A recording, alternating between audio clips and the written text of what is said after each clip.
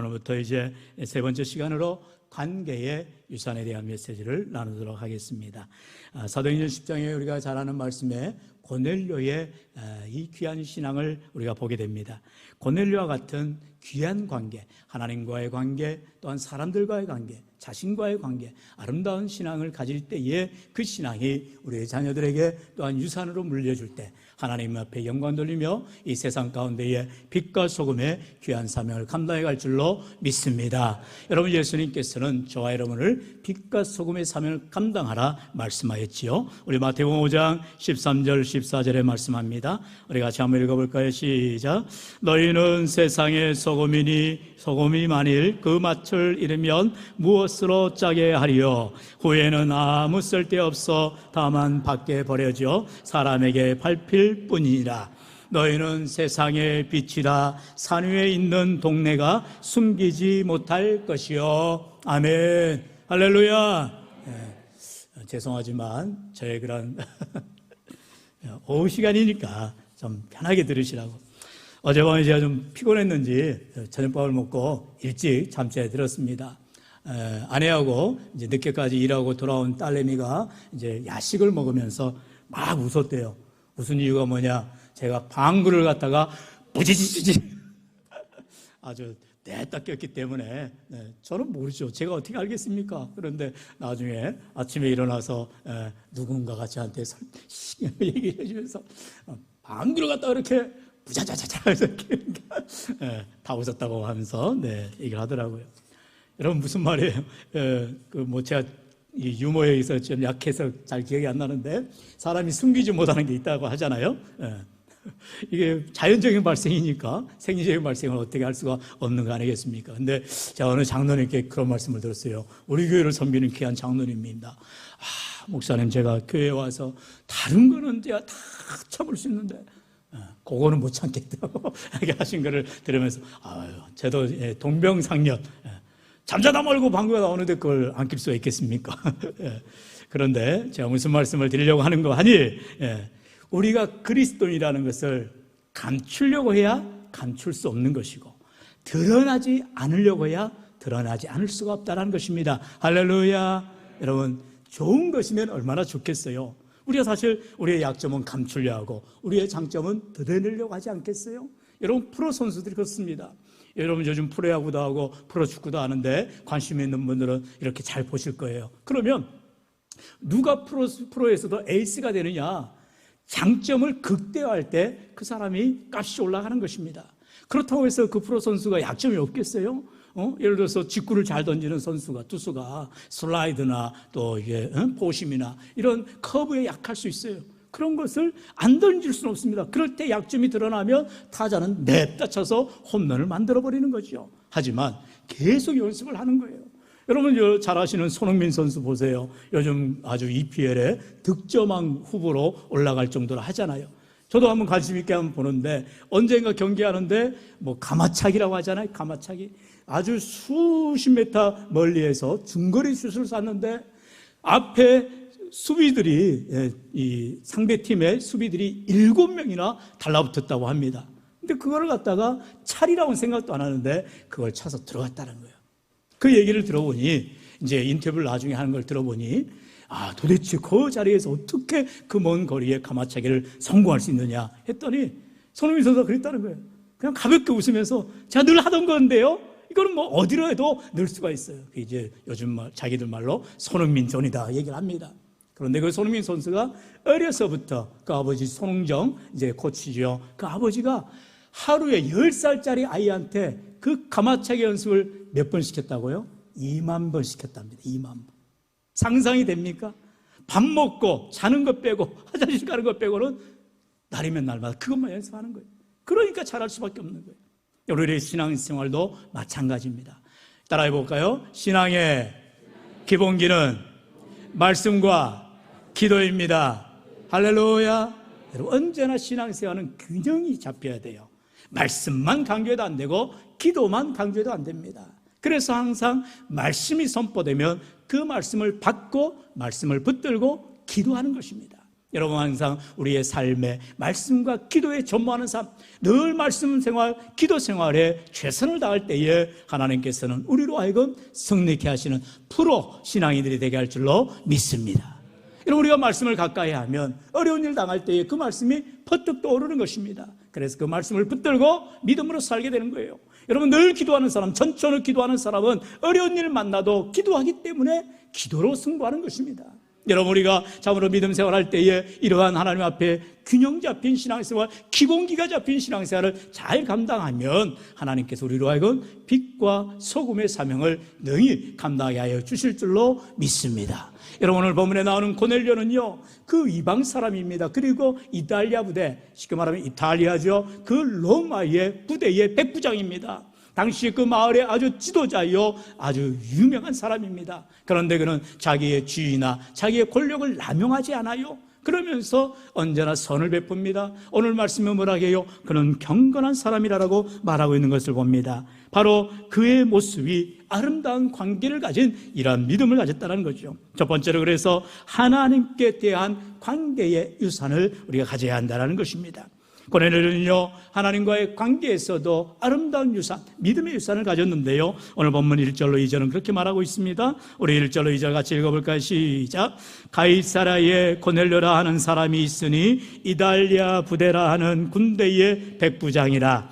그가 경건하여 온 지방과 더불어 하나님을 경외하며 백성을 많이 구제하고 하나님께 항상 기도하더니. 아멘.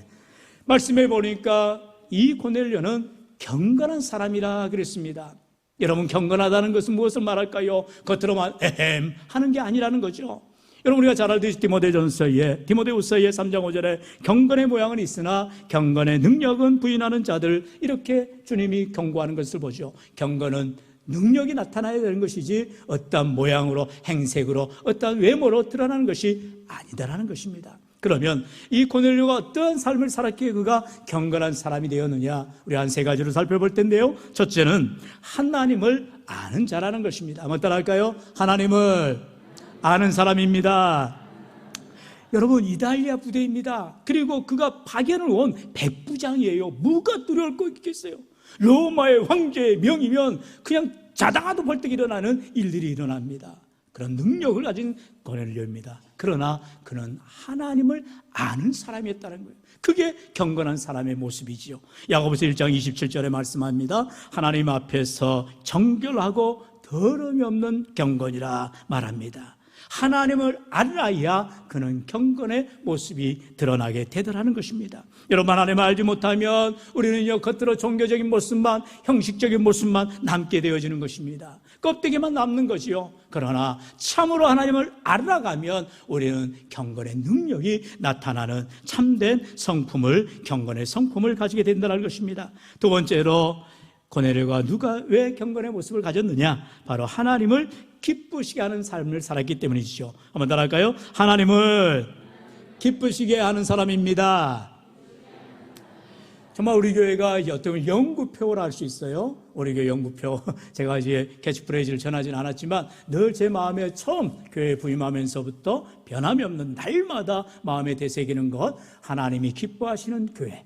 하나님이 기뻐하시는 교회가 돼야 된다. 할렐루야. 우리 교회는 물론 사람들도 기뻐야죠. 그러나 먼저 하나님을 기쁘시게 할 때에 하나님이 기뻐하시고 우리들도 기뻐하는 모든 복된 교회가 되어질 줄로 믿습니다. 우리의 신앙생활은 바로 그러한 모습이 되어야 되는 것입니다. 내 믿음이 하나님을 기쁘시게 해야 되는 것입니다. 내 신앙이 하나님 앞에 영광 돌리는 믿음의 삶이 되어야 할 줄로 믿습니다. 고넬료가 그런 삶을 살았어요. 어떻게 하면 하나님을 기쁘시게 할 것인가? 그렇게 염려하고 늘 살았다는 것이죠. 이사야 42장 1절에 말합니다. 내가 붙드는 나의 종, 내 마음에 기뻐하는 자, 곧 내가 택한 사람을 보라.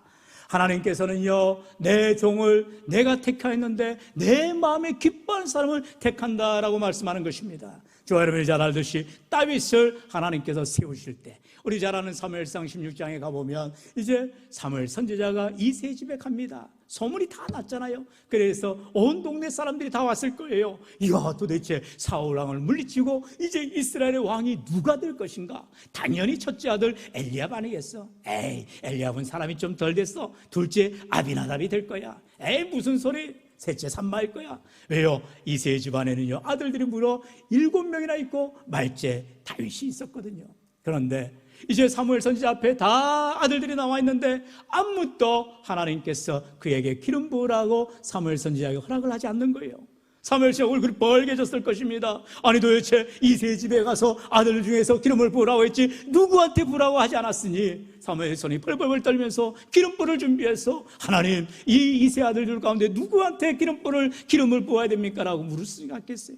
그래서 이때 이세한테 묻습니다. 네 아들들이 이게 다냐? 그러니까 아이고, 생각이 났어요. 말째가 있는데 그 말째가 저 형들이 두고 간 양들을 지키고 있습니다. 이렇게 말할 때에 제가 늘 여러분에 말씀하지요.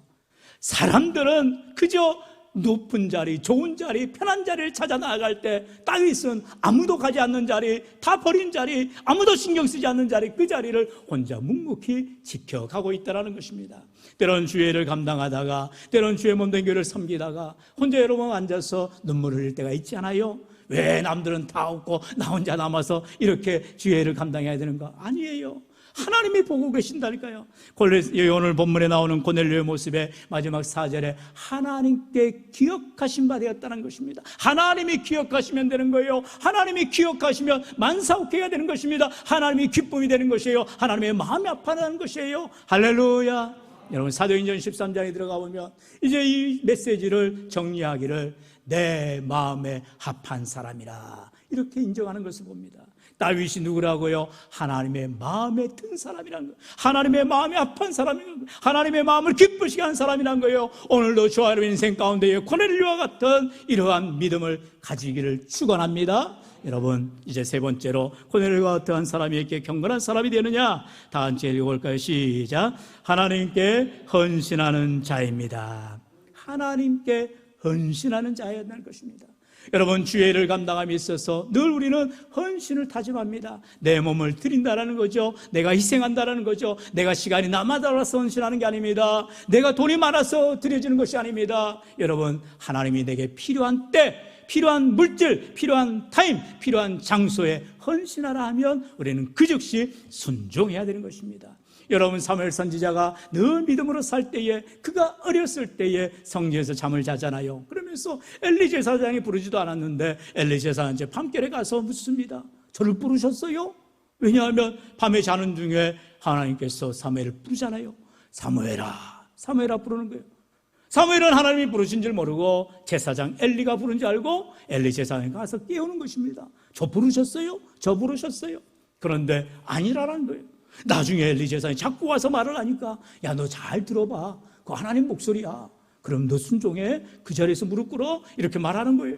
그래서 나중에 정말 하나님이 다시금 이 사무엘에게 사무엘아, 사무엘아 부르니까 뭐라고 대답했어요? 한번 따라해볼까요? 주여, 말씀하옵소서. 종이 듣겠나이다. 할렐루야. 이 말은 무슨 목사님 같은 말이 아니에요. 어린아이 사무엘이 그렇게 말했다니까요. 주여, 말씀하옵소서. 종이 듣겠나이다. 경건한 사람은요, 늘 하나님께 헌신하는 믿음의 모습을 가지게 되다라는 것입니다. 오늘도 저런 인생 가운데 하나님이 원하시는 일을 감당하기를 원한다면 참으로 하나님 앞에 주여, 말씀해 주세요. 제가 듣겠나이다. 제가 순종하겠나이다. 여러분 잘 알듯이 솔로몬이 그가 지혜의 왕이 될 수밖에 없었던 것은, 그가 구하는 것은 다른 것이 아니었어요. 그가 지혜를 구한 것도 아닙니다. 그가 무엇은 물질을 구한 것도 아닙니다. 왕권을 구한 것도 아니에요.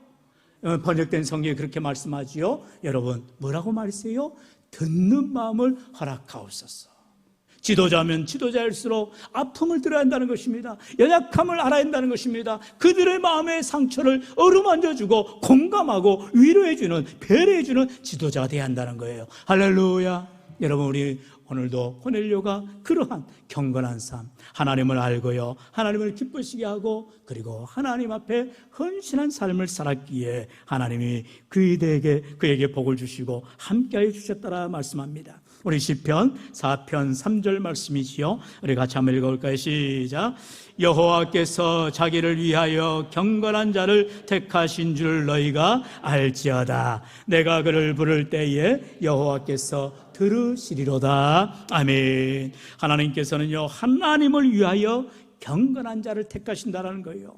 하나님께서 이 세 아들들 가운데 아무나 택한 게 아니라는 것입니다. 이스라엘의 왕으로 세우시기 위하여서 하나님은 경건한 자, 하나님의 마음이 아픈 자, 하나님을 기쁘시게 하는 자, 하나님 앞에 영광 돌리는 자를 구별해서 세우시더라는 것입니다. 사랑하는 성도 여러분, 오늘도 저와 여러분의 삶 가운데에 하나님 앞에 경건한 삶, 하나님 앞에 헌신한 삶, 하나님을 기쁘시게 하는 삶, 하나님을 알아가는 믿음의 삶 되기를 주의 이름으로 축원합니다. 두 번째로 자신에 대한 관계 유산을 말하고 있습니다. 물이 없네요. 네. 빨리 끝내도록 하겠습니다. 네. 하나님께 대한 헌신하였던 이 고넬료는 자기 자신에 대한 헌신을 잃지 않고 있다는 것입니다. 우리 본문 2절 말씀 다시 한번 같이 읽어볼까요? 시작. 그가 경건하여 온 지방과 더불어 하나님을 경외하며 백성을 많이 구제하고 하나님께 항상 기도하더니 아멘. 그는 경건하였어요 뿐만 아니라 그는 하나님을 경외하였어요 뿐만 아니라 백성을 많이 구제하였다라고 말하고 있습니다. 여러분, 백성을 많이 구제하는 그런 삶을 살기 위해서는 자기 자신이 누구인가를 알아야 한다는 것입니다. 내가 남을 도울 수 있는 힘이 있는지, 그리고 남을 도울 수 있는 능력이 있는지를 키워야 되는 거죠. 여러분, 그래서 교회에서도 중직을 세울 때에 그 사람의 자격, 그 사람의 능력을 본다는 것입니다. 우리 잘 아는 디모데전서 3장에 보면 집사의 자격을 말하고 있어요. 우리 12절로 13절의 말씀 같이 한번 읽어봅시다. 시작. 집사들은 한 아내의 남편이 되어 자녀와 자기 집을 잘 다스리는 자일지니 집사의 직분을 잘한 자들은 아름다운 지위와 그리스도 예수 안에 있는 믿음의 큰 담력을 얻느니라. 아멘. 여기에 말씀에 나오듯이 교회에 집사를 세울 때에 그냥 집사가 아니잖아요. 안수 집사님들을 세울 때에 그가 어떠한 사람이냐? 하나님의 남편뿐만 아니라 자녀와 자기 집을 잘 다스리는 자였다는 것입니다.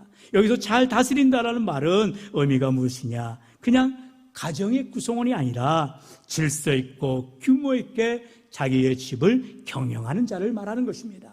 여러분, 안에 새는 바가지 밖에서 새게 되어 있습니다. 우리의 가정들을 돌아볼 때에 참으로 건실한 가정, 늘 평안한 가정, 늘 복된 가정이 될 때 그 가정 생활을 통해서도 귀한 교회에 귀감이 되어지고 그런 자들을 귀한 지도자들로 하나님이 세워 가시더라는 것입니다. 사랑하는 성도 여러분, 우리 교회가 귀한 안식사님들이 세워져 있고 또 준비되어지고 있습니다. 하나님께서 참으로 말씀대로 정말로 귀한 직분자들이 되어진다면 정말로 가정을 잘 다스리고 또 맡긴 일들을 충성되게 감당하고 누구보다도 하나님 앞에 성실하게 감당하는 자들이 되어야 한다는 것입니다. 여러분, 꼭 남편들만 얘기하나요? 그렇지 않죠. 아내들도 마찬가지입니다. 자녀들도 마찬가지예요. 늘 가정에는요 질서가 있어야 되는 것입니다. 교회도 마찬가지죠. 항상 질서가 있어야 되는 것입니다. 무질서해서는 안 됩니다. 여러분, 교회 안에는 하나님의 말씀이 기준이 되어지는 것입니다. 그랬을 때에 인간의 냄새, 인간의 생각은 다 사라지게 되고 하나님의 말씀이 바르게 세워지게 되는 것입니다. 오늘 우리의 삶 가운데에 이러한 자기 자신이 바르게 세워져서 하나님의 영광을 나타내며 물 안 가져도 되고 사람 안 가져도 돼요. 안 가져. 괜히 말씀드렸네. 괜찮아요? 네, 가져오지 마요. 여러분, 오늘도 우리가 하나님의 말씀을 들을 때에 이와 같이 하나님께서 우리에게 귀한 능력의 삶이 되도록 은혜를 주신다라는 것입니다. 사랑하는 성도 여러분, 우리가 참으로 하나님 앞에 경건의 모습뿐만 아니라 이제는 내 삶이 하나님 보시기에 합당한 그런 내가 정말로 경건한 삶으로 또한 하나님 앞에 집사의 자격, 장로의 자격, 권사의 자격, 목사의 자격, 어떠한 것든지 다 중요한 기준이 있다는 것입니다. 늘 하나님 말씀 앞에 서고 기도하며 남에게 본이 되어주는 섬김의 삶을 살아갈 때에 하나님께서는 우리의 관계를 새롭게 해주시고 은혜 나려 주실 줄로 믿습니다. 이제 마지막으로 이제 우리가 하나님과의 관계, 나 자신과의 관계를 봤다면 세 번째는 뭐겠어요? 다른 사람들과의 관계에 대한 유산이라는 것입니다. 여러분, 이처럼 신앙생활은 어느 한쪽에만 치우치고 어느 한쪽만 잘하는 게 아니라니까요. 균형이 잡혀야 되는 것입니다. 여러분, 새가 날기 위해서는 어떻게 해야 돼요? 두 날개로 날아야 되는 것입니다. 물론 세 개, 네 개 있으면 더 잘 날겠죠. 여러분, 그래서 요즘에 비행기가 날개가 두 개인데 그거보다 더 좋은 게 나오잖아요. 바로 드론이 나옵니다. 드론은 날개가 많아요. 그래가지고 막 여기도 날고 저기도 날고 하면서 그냥 수륙으로 이착륙을 하기도 한다잖아요.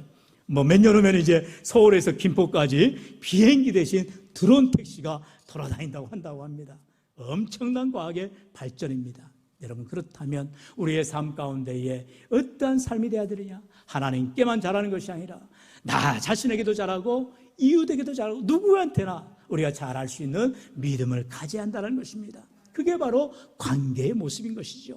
여러분, 세상을 홀로 살아갈 수가 없잖아요. 하나님과 또한 사람들과 관계 속에서, 사회 속에서, 가정에서, 교회에서 누구를 만나든 언제나 선한 영향력을 끼치는, 처음에 말씀드린 것과 같이 빛과 소금의 사명을 감당해야 한다는 것입니다. 여러분, 주님이 뭐라 말씀하세요? 빛이라면은 빛의 역할을 감당하는 것입니다. 말 아래 두지 않는다는 성경 말씀이 있잖아요. 그게 무슨 표현이겠어요? 제가 딱히 표현할 게 없어서, 옛날에는 여러분 사극 같은 데 보면은 이렇게 왕이 행차할 때 옆에 이렇게 종들이 들고 이렇게 등을 비춰요. 기억나시죠? 이게 말이에요, 이게. 그래서 등을 아래다 두지 않고 위에다 둔다는 것입니다. 좀 표현이 어색하긴 한데 다음에는 이제 실물 이렇게 좀 시청하기 가능하면 나중에 이제 기회 되면 그런 것들을 표현하도록 할 텐데요. 그러니까 등불 아래 들지 않고 길을 비칠 때 등경 위에 두시지. 그래서 빛의 역할을 감당한다는 것입니다.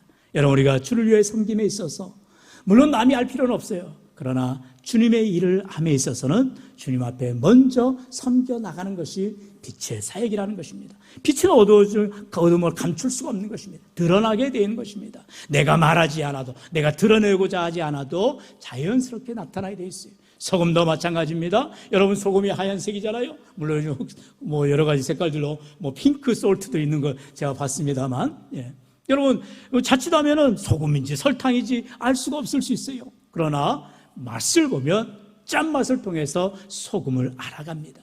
여러분, 신앙생활 똑같이 앉아있고 똑같이 믿음생활하면 다 잘하는 것 같고 다 좋은 것 같아요. 그러나 그 사람에게 어려움이 닥칠 때, 문제가 만났을 때에, 기도의 제목이 있을 때 참된 믿음의 사람인지를 우리가 알 수 있게 된다는 거죠.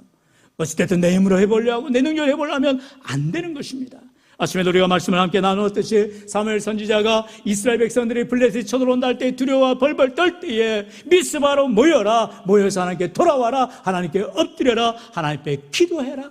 그럴 때에 하나님께서는 큰 우레를 발하여서 블레셋으로 하여금 그들이 역사적인 놀라운 승리를 하게 되는 이런 모습을 우리가 살펴보게 되었습니다. 그렇다면 오늘 이 고넬료는 타인들에게 어떠한 관계를 가졌느냐? 바로 3절과 4절의 말씀에 나오고 있지요. 우리 3절과 4절 같이 읽어볼까요? 시작.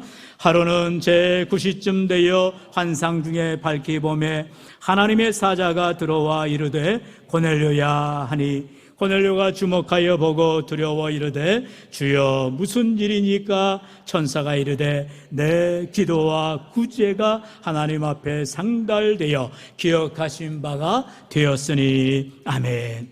한번 말씀 따라할까요? 내 기도와 구제가 하나님 앞에 상달되어 기억하신 바가 되었으니. 할렐루야. 여러분, 우리가 하나님께 기도하는 것, 우리가 남을 돕는 것, 구제하는 것, 하나님께 상달되고 하나님께 기억하신 바가 된다는 것입니다. 할렐루야. 저는 이 시대가 뭐 자기 PR의 시대라고 합니다. 그래서 교회들도 이제 이렇게 어려운 사람을 도와준다든지 또는 자기가 자선사업 한다든지 이런 것들을 꼭 드러내고 이제 기자들 불러서 사진 찍고 막 하는 걸 봐요. 여러분, 그건 옳지 않은 일입니다. 옳지 않아요. 성경대로 살아야 됩니다. 오른손이 하는 일을 왼손이 모르게 하라 했어요. 여러분, 우리는 나타내려고 하는 것이 아닙니다. 물론 그렇게 해서 선한 영향력이 나타나고 좀 더 전도의 문이 열릴 수도 있지요. 그러나 그것이 의도된 바가 되어지고 어떠한 자기 자랑이 되고 자기 공로가 된다면 그건 교만케 되어지는 것입니다. 하나님께서는 언제나 남을 귀히 여기고 남을 섬길 때에 항상 겸손한 마음으로 섬기라고 말씀하세요. 남이 오리를 가자 하면 십리를 가자고 말하잖아요. 남이 속옷을 달라며, 겉옷을 달라며 속옷까지 내어주라 말하잖아요. 여러분, 선교사님들 선교하다 보면 선교에 많은 일꾼들이 필요할 때 우리가 많이 이제 단기 선교도 가고 여러 또 이렇게 중장기 선교도 할 때가 있어요.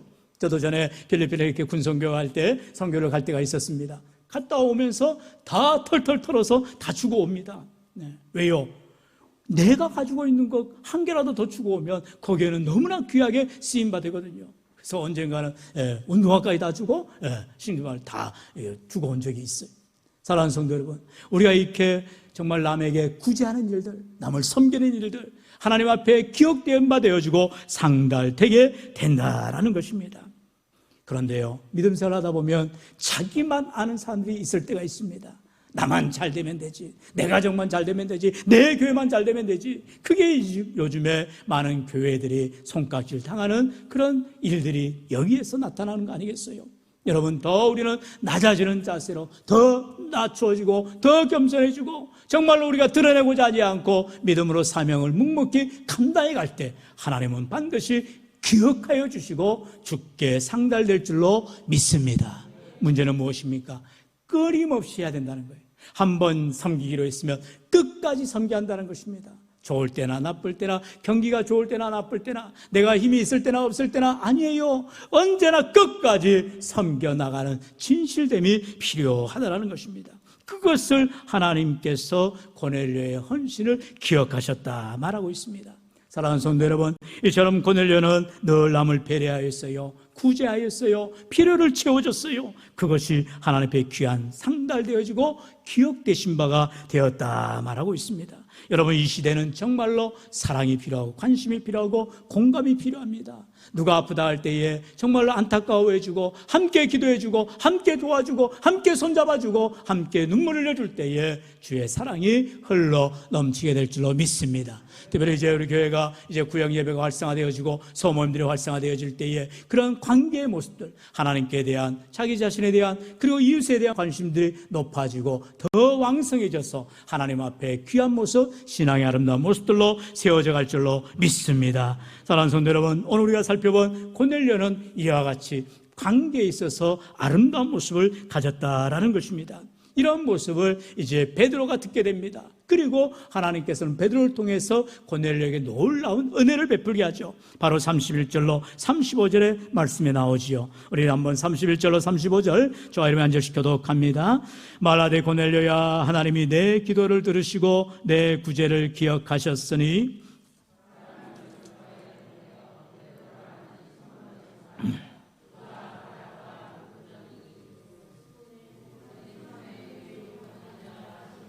내가 곧 당신에게 사람을 보내었는데 오셨으니 잘하였나이다. 이제 우리는 주께서 당신에게 명하신 모든 것을 듣고자 하여 다 하나님 앞에 있나이다.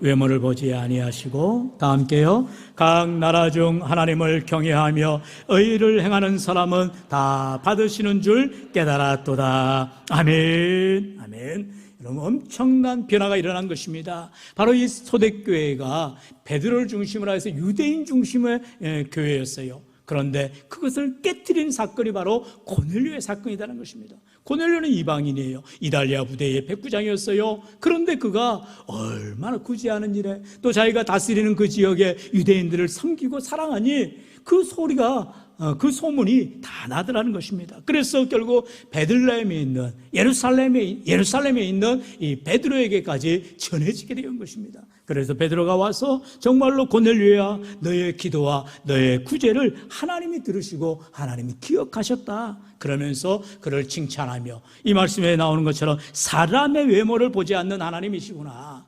하나님은 이 선민 이스라엘만 축복하시는 하나님이 아니라 이제 이방인에게도 누구에게도 하나님을 사랑하고 경건한 사람, 하나님을 섬기는 사람에게 하나님이 함께 하시는구나 베드로가 고백하더라는 것입니다. 오늘 우리가 인생을 살아갈 때에 참으로 하나님 앞에 빛과 소금의 사명을 감당하고 난다면 하나님, 내가 고넬료와 같은 경건한 삶이 되게 하시고 하나님과의 관계, 나 자신과 이웃과의 관계에서 아름다운 신앙의 열매를 맺어지게 하시고 이러한 신앙의 아름다운 관계가 자녀손들에게 물려지게 하시고 더욱 하나님 앞에 영광 돌리는 믿음의 삶이 되게 하시옵소서. 간구하시는 저와 여러분 되시기를 주의 이름으로 간절히 축원합니다.